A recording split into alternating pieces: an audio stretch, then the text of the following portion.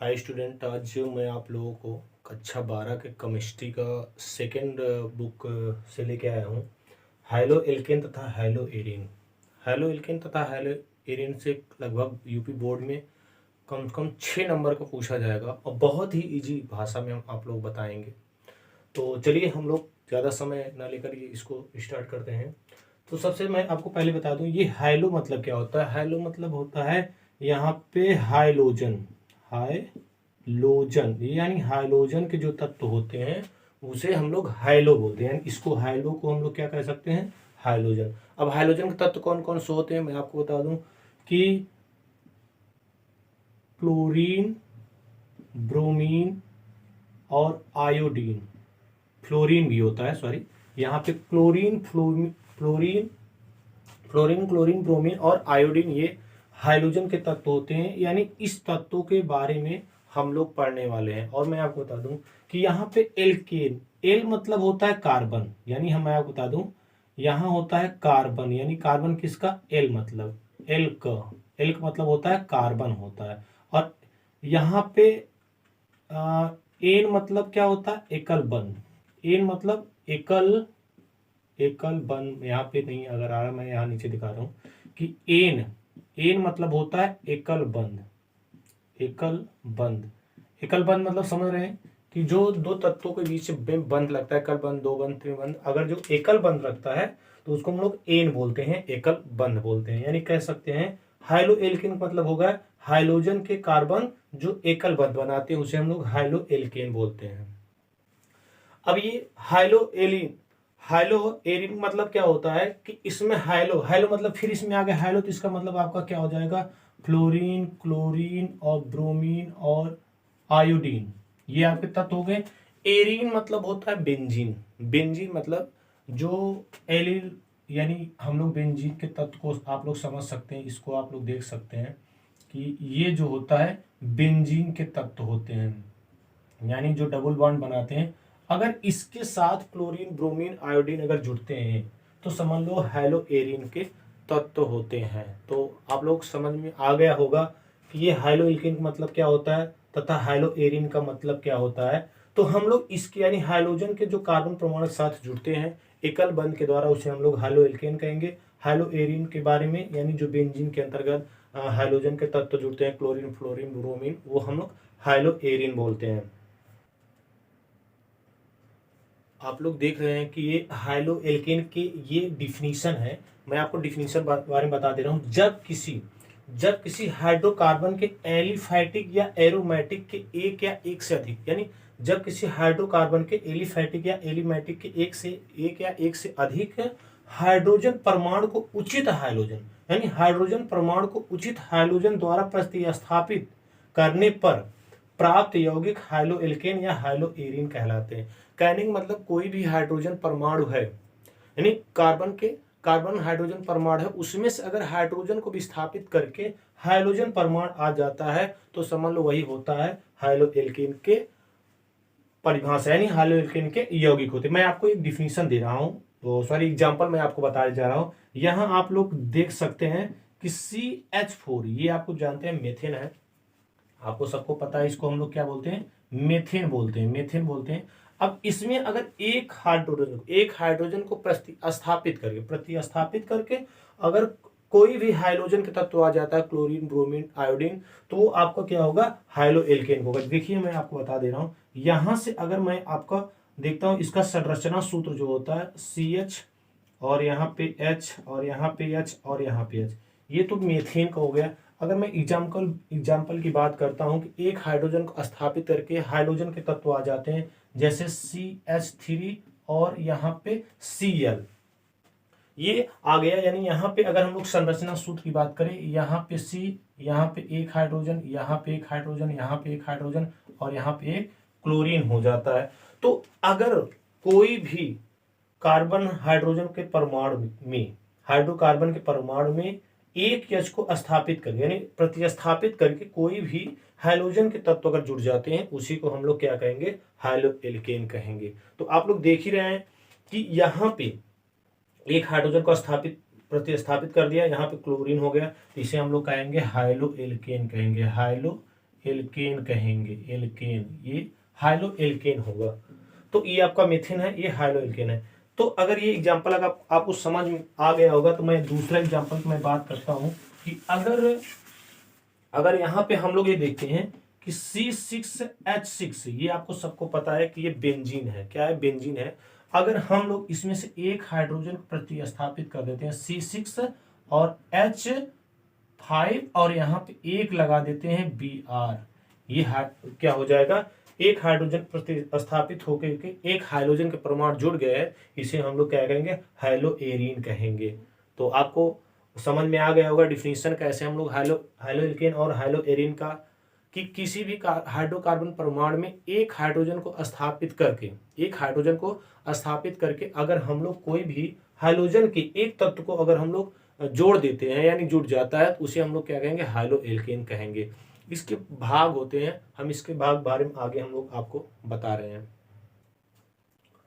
High-low alkene तथा high-low arene का वर्गीकरण, मैं वर्गीकरण के बारे में बताऊंगा, यानी इसके भाग कितने होते हैं, कितने भागों में बांटा गया है। वैसे इसे दो भागों में बांटा गया, मैं आपको बता दूं, एक हाइड्रोजन परमाणु के आधार पर और हाइड्रोजन के परमाणु के आधार पर, और एक CX बंध के आधार पर, यानी sp3 sp2 sp बंध के आकार पे इसे यानी कई भागों में बांटा गया है। तो हम लोग सबसे पहले देखते हैं हाइलो एल्केन को हम लोग कितने भागों में बांटा, यानी हाइड्रोजन की संख्या के आधार पर, यानी हाइड्रोजन नंबर फर्स्ट हम लोग देते हैं हाइड्रोजन के संख्या के आधार पर, संख्या के आधार पर।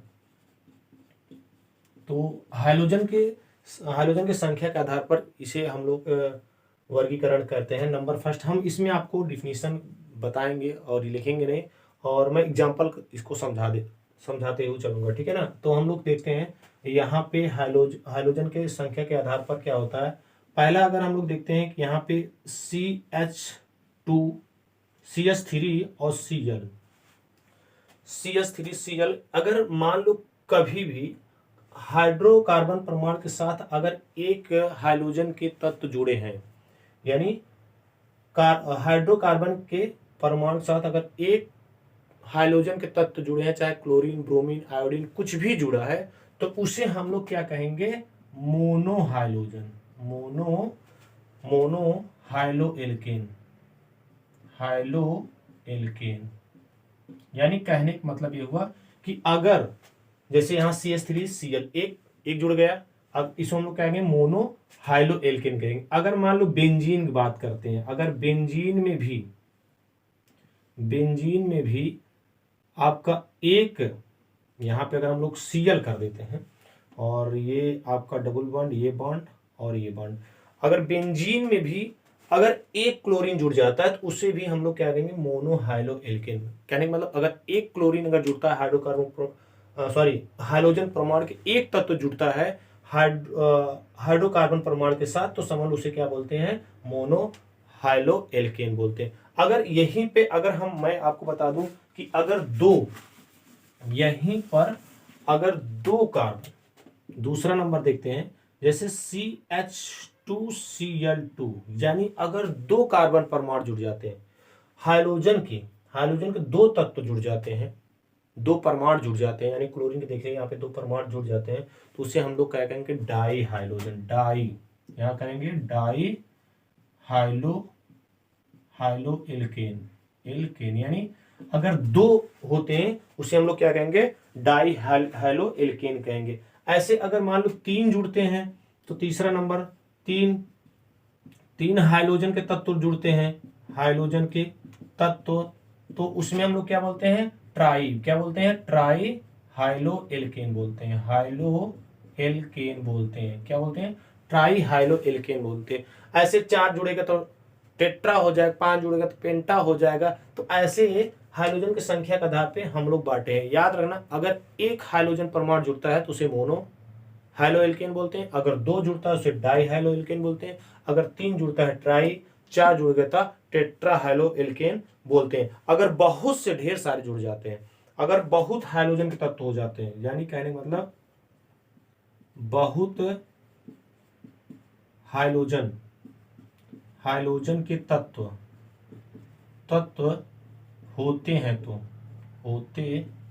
तो अगर बहुत से ढेर सारे हाइड्रोजन तत्व होते हैं तो उसे क्या बोलते हैं, poly halo alkane, halo alkane, यानी पॉली हाइलो एल्केन बोलते हैं। अगर ढेर सारे तत्व जुड़ जाते हैं हाइड्रोजन के तत्व, उसे पॉली हाइलो एल्केन। तो ये आपको समझ में आ गया कि हाइड्रोजन की संख्या के आधार पर हाइलो एल्केन का वर्गीकरण क्या होता है। अगर मान लो एक हाइड्रोजन तत्व जुड़ते हैं उसके मोनो हाइलो बोलते हैं, हाइलो एल्केन बोलते हैं। अगर दो जुड़ता है, दो हाइड्रोजन तत्व जुड़ते हैं डाई बोलते हैं, तीन जुड़ता है ट्राई बोलते हैं, और बहुत से जुड़ता है तो पॉली हाइलो एल्केन बोलते हैं। तो ये आपको समझ में आ गया होगा। और ये तो हाइड्रोजन की संख्या के आधार पर हुआ। दूसरा हम लोग देखते हैं, ये बंध के आधार पर होता है। मैं आपको बता दूं, बंध के आधार पर दूसरा इसको वर्गीकरण बांटा गया है। CX याद रखना, ये एक्स क्या है, क्रियात्मक समूह है, यानी हाइड्रोजन के तत्वों का क्रियात्मक समूह इसको बोलते हैं एक्स। यानी कार्बन के साथ अगर ये हाइड्रोजन के तत्व जुड़ते हैं, ये क्रियात्मक समूह होता है एक्स को, इसको बोला जाता है। बंध के आकृति के आधार पर, यानी बंध के आकृति के आधार पर यानी बंध के आकृति के आधार पर मैं बता दूं कि इसमें 3 भागों में इसको भी बांटा गया। अगर मान लो 3 भाग मैं देखता हूं तो यहाँ पे कार्बन की एक ये, और यहाँ पे यक्स। अगर यहाँ मैं बात करूं कि यहाँ पे कार्बन के यक्स, और यहाँ पे मैं बात करूं कार्बन के कार्बन CX। अगर मैं देखता हूं, इसको हम लोग बोलते हैं sp3 संकरण। यानी संकरण मैं आपको बता दूं कि संकरण क्या चीज होता है, तो मैं आपको समझा दे रहा हूं। यहाँ पे sp2 संकरण और यहाँ पे sp संकरण। आप लोग एक बार संकरण वाला चैप्टर देख लेंगे तो मैं आपको आप कमेंट बॉक्स में कमेंट जरूर कीजिएगा, तो मैं संकरण का एक वीडियो बना दूंगा, बहुत अच्छे तरीके से समझ में आएगा। ये sp3 संकरण कहने का मतलब ये हुआ कि अगर कभी भी हाइड्रोजन के तत्व एक बॉन्ड द्वारा, मैं आपको एग्जांपल बताऊं तब समझ में आएगा। कहने का मतलब कि यहाँ पे अगर यहाँ पे CH3, यहाँ पे H, यहाँ पे H और यहाँ पे Cl, यानी ये। तो अगर एक बंध द्वारा, अगर किसी भी कार्बन के साथ अगर हाइड्रोजन तत्व एक बंध द्वारा जुड़ता है, कार्बन परमाणु एक बंध द्वारा जुड़ता है, तो उसे हम लोग कहते हैं sp संकरण। यहाँ पे देखो sp क्यूब पर बंध बना रहा है, sp3 इसको बोलते हैं, क्यूब नहीं, sp3 संकरण इसको बोलते हैं, बंध बना रहा है ये। और यहाँ पर हम लोग देखते हैं कि कार्बन के साथ देखो सभी एकल बंध बना रहे हैं। अगर कार्बन के साथ एकल बंध बनाते हैं तो वो समझ जाना sp3 के संकरण के तत्व होते हैं, यानी बंध होते हैं। और इसे हम लोग क्या कहते हैं, प्राथमिक हाइलो एल्केन बोलते हैं। क्या बोलते हैं, प्राथमिक हाइलो एल्केन बोलते हैं, एल्केन, प्राथमिक हाइलो एल्केन इसको बोलते हैं। तो इसमें 1 डिग्री होता है, ये इसका कहते हैं, इसको 1 डिग्री भी बोला जाता है। तो अगर मान लो कार्बन परमाणु साथ एकल बंध द्वारा अगर हाइड्रोजन के तत्व जुड़ते हैं तो उसे हम लोग sp3 बोलते हैं। अगर मान लो दूसरी बात करते हैं, इसकी बात करता हूँ sp² का संकरण का, इसमें जैसे CH2 हो गया और यहाँ पे डबल बॉन्ड C और यहाँ पे Cl हो गया और इसके साथ एक H और हो गया। तो कहने का मतलब ये हुआ कि अगर हाइड्रोजन तत्व कार्बन के साथ अगर बंध बना रहा है और उसमें एक डबल बॉन्ड बना दे रहा है, यानी sp संकरण कर रहा है, sp2 संकरण कर रहा है, तो क्या होगा, sp2 संकरण के अंतर्गत ये दूसरा बंध हो जाएगा। और इसको हम लोग बोलते हैं बिलाइक,